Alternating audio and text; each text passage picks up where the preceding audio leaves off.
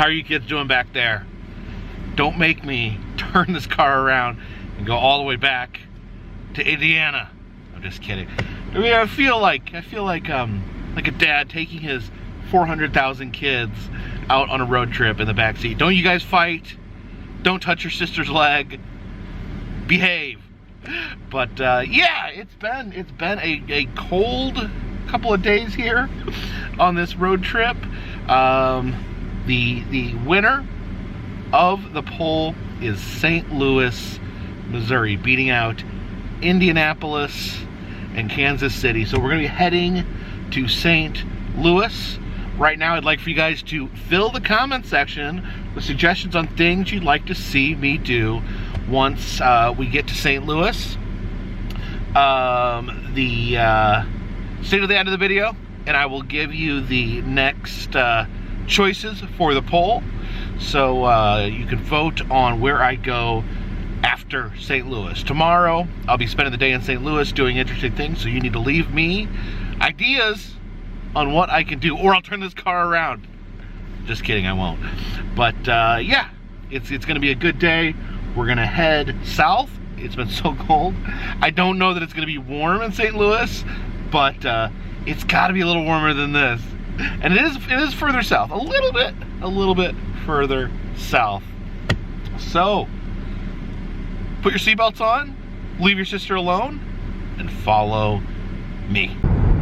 So heading out of the cold, icy city of Cedar Rapids. And actually, I think it's supposed to warm up tomorrow, so I missed any possibility of warmness. All right, so I've stopped back at the Iowa 80 world's largest truck stop. I did say I would be back. The truck museum is open now, so I figured we'd check that out.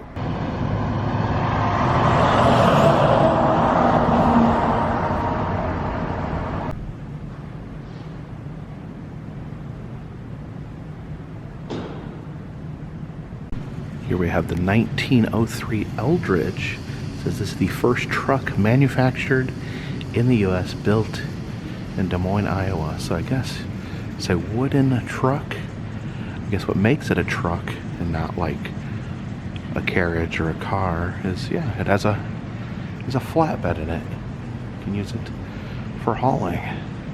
It's actually very interesting. This is pretty interesting. This is an electric milk truck made in 1911. So they had an electric vehicle in 1911, and yet somehow we are still trying to figure out how to build electric cars. Look at that. So I guess I'd plug in and charge it up, and then they'd store ice and it's a milk in the back. Always fascinated by these pin maps that show where visitors come from.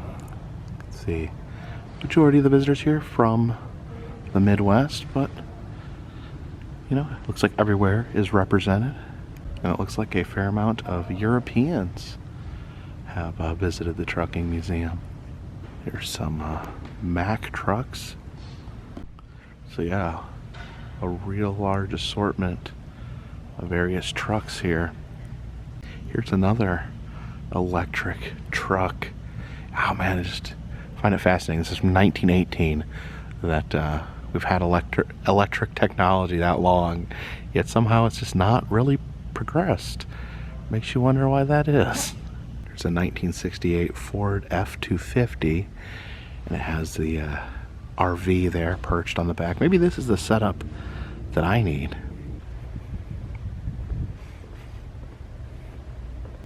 Oh, I really like this one for some reason. I don't know anything about trucks. I just like how it looks. This is the 1954 Faggiel van. This was designed specifically to be a moving vehicle. So yeah, you can see it was owned by a moving company. Here we see some of the semi-style trucks. It's the 1974 Ryder Paymaster. Apparently it was designed to be more aerodynamic. Came up with a different design for the semi-truck, but apparently no one liked it, and so they stopped making them. This here is Hank's Highway Hilton. This is a truck owned by a trucker named Hank Good. I guess he became well known for adorning the truck with various lights and accoutrements, and would travel the trucking circuit, and apparently was very well known and beloved in trucking circles.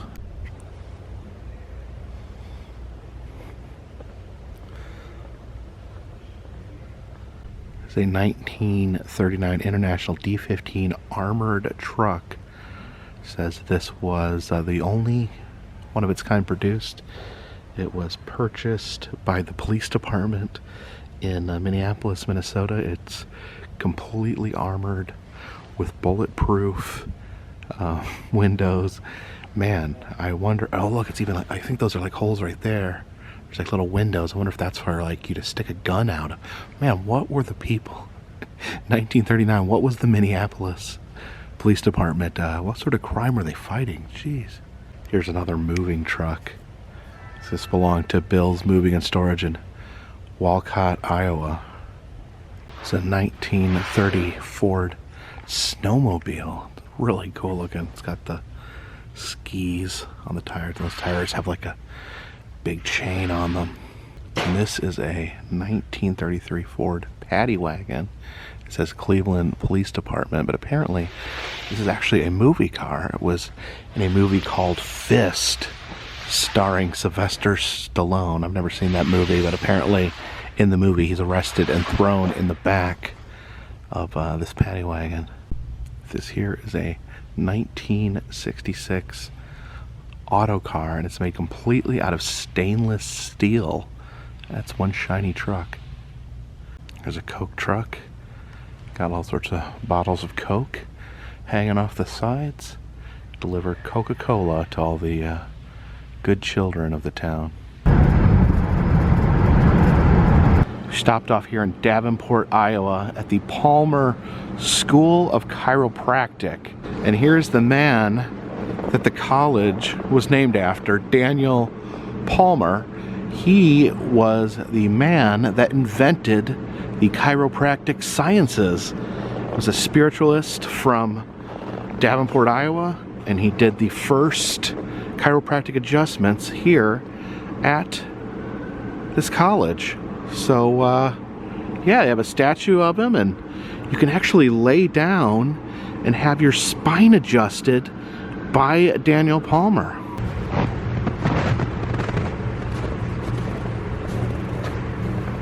Oh, that's cold. That is cold. All right.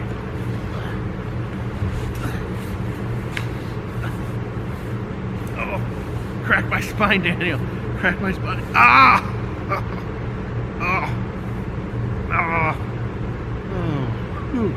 This is really cold, and oh my gosh, I'm kind of pinned down here by his hands.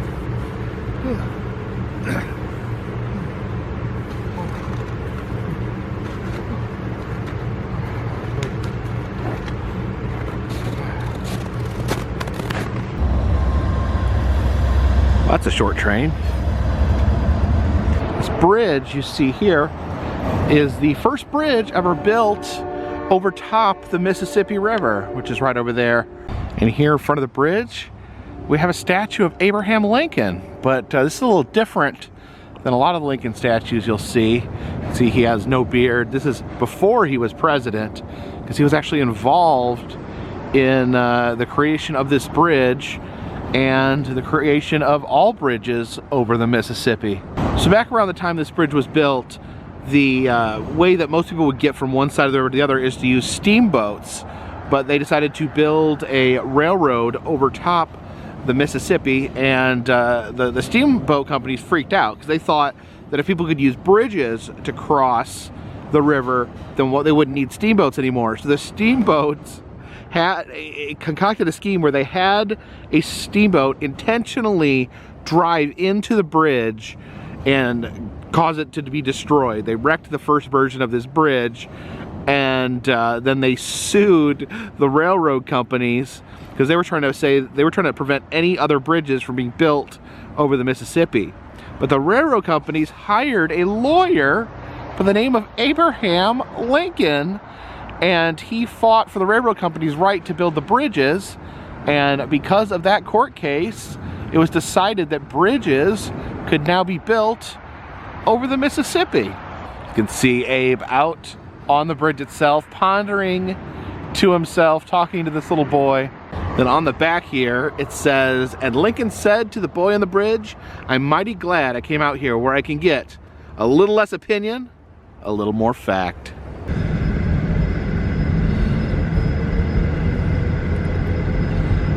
And once again, we are crossing that mighty Mississippi.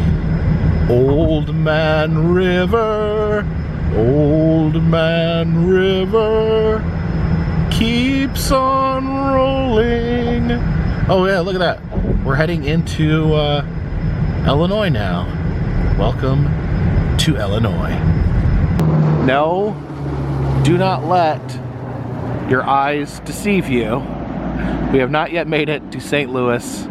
This is an alternative arch here in Peoria, Illinois, here at Neal Auto Parts. It's the car that is hanging in the middle of the arch. They should hang a vehicle in the real arch, like a big vehicle, like one of those semis that we saw at the truck museum. Just hang that in between the arch. Here we have a beautiful Uniroyal gal.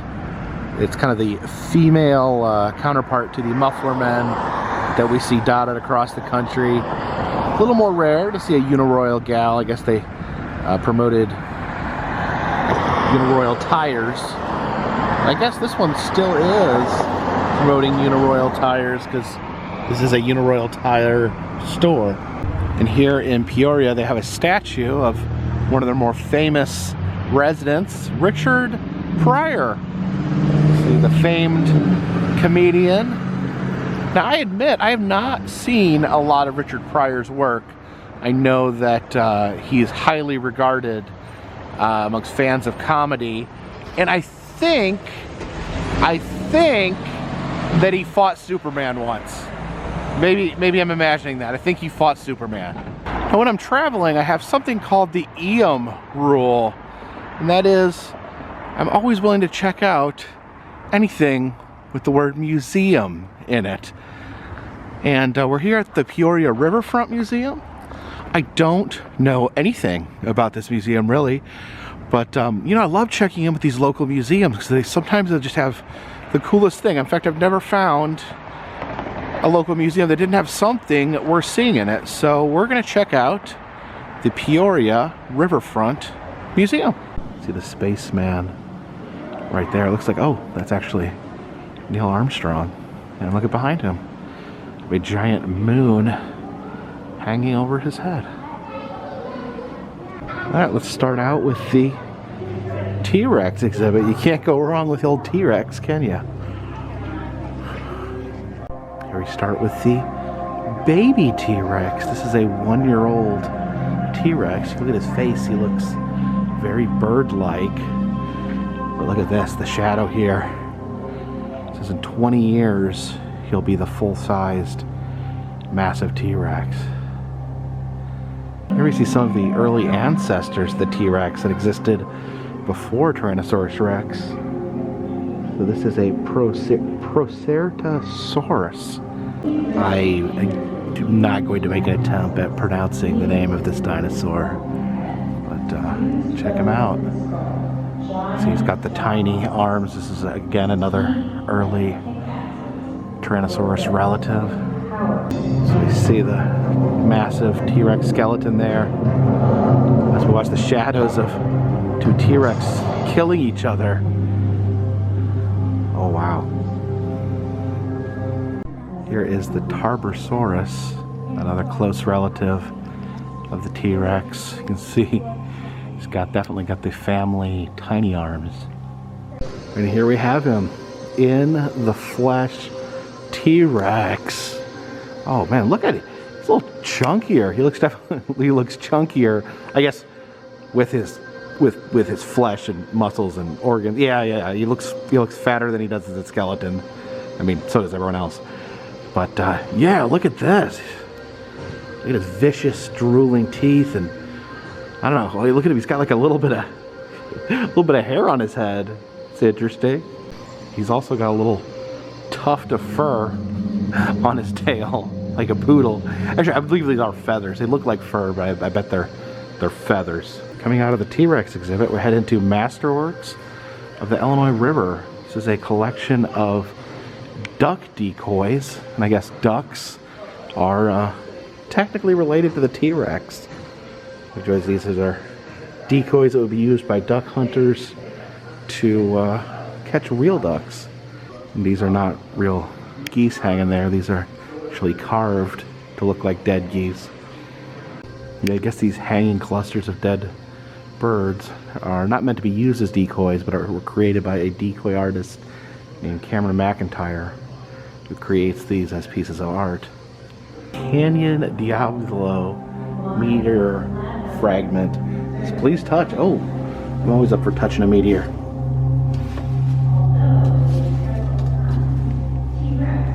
Oh, I love this sculpture here. This is the lady and the gator. Lady walking her alligator there. It says Bronzeville to Harlem. This is the art of Preston Jackson. He is the one who made the awesome alligator lady statue we just saw. Yeah, these are super cool. Let's see the car, bicycle headed down the ramp here. Headed into the Dark Tower.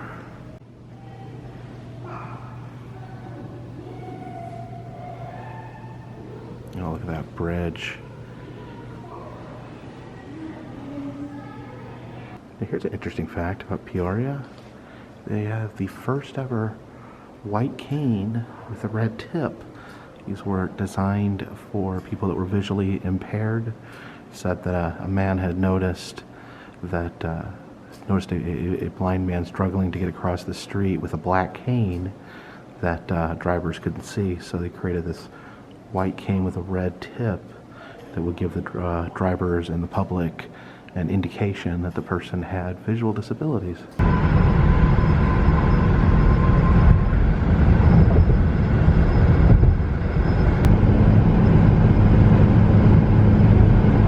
We are now in Lincoln, Illinois, and what would Lincoln be without Lincoln? See old Abe there?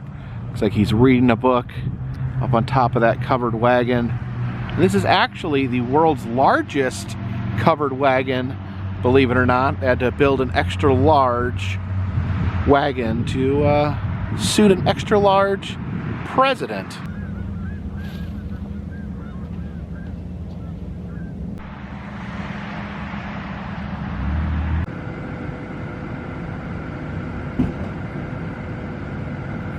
Now, Lincoln, Illinois was the first town ever named after Abraham Lincoln, and it was named after him while he was still alive and before he was even president. Now, according to this historical marker here, near this site, Abraham Lincoln christened the town with the juice of a watermelon. What? So yeah, we see the christening ceremony of the town right there. Abraham Lincoln cracked open a watermelon and dumped out some of its juice to christen the town. And to commemorate Lincoln's christening of the town with watermelon juice, they have built a watermelon monument.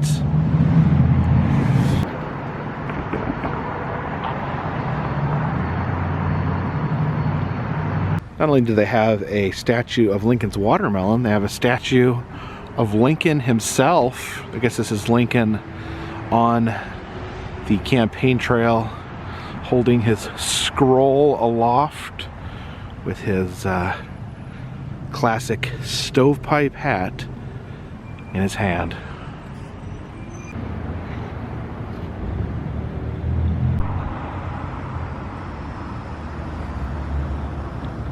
Now that is City Hall here in Lincoln, Illinois, and if you look closely, there's something unusual on the roof. There is a telephone booth up there on the roof. Apparently the story is that they installed a telephone booth on the roof so a storm watcher could stay up there on the roof and report bad weather. Just stand up there. If things started looking shady, he would call and alert the news. let's get a closer look.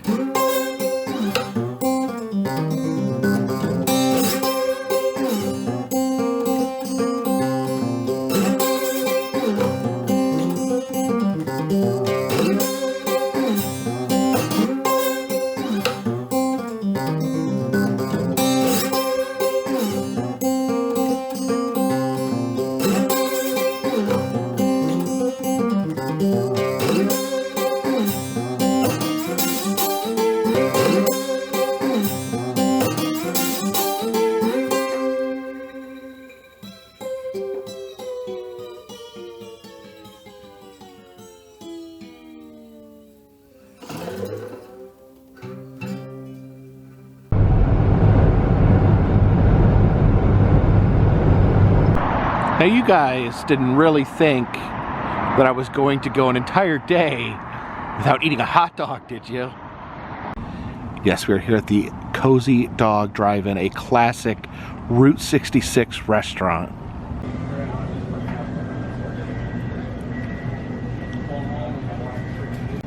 See the trademark hot dog lovers there. So Cozy Dog claims to be the birthplace of the corn dog, as you can see there by the nurse bottle feeding a corn dog with mustard. See the hot dogs riding on Route 66 there. And then I noticed this. This is kind of interesting. That Pepsi Cola truck, that's I think the same truck that we saw. Not the exact same, but the same model of truck we saw at the truck museum this morning.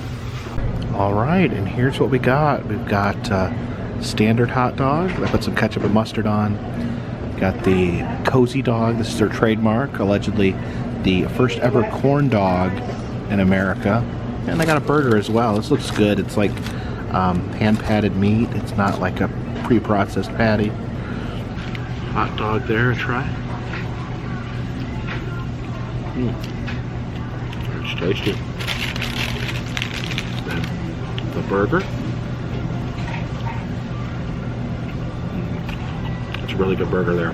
Like a diner style burger. But most importantly, I'm gonna try this corn dog.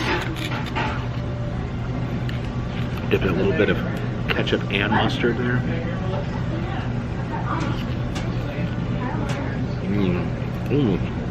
That is one of the best corn dogs I've ever had. For real.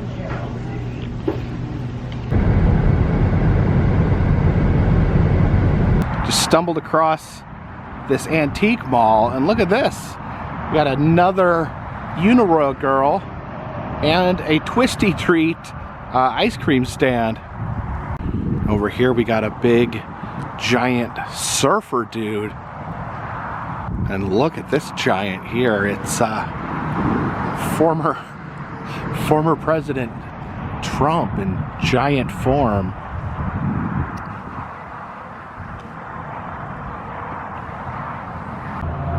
This dinosaur here, those teeth.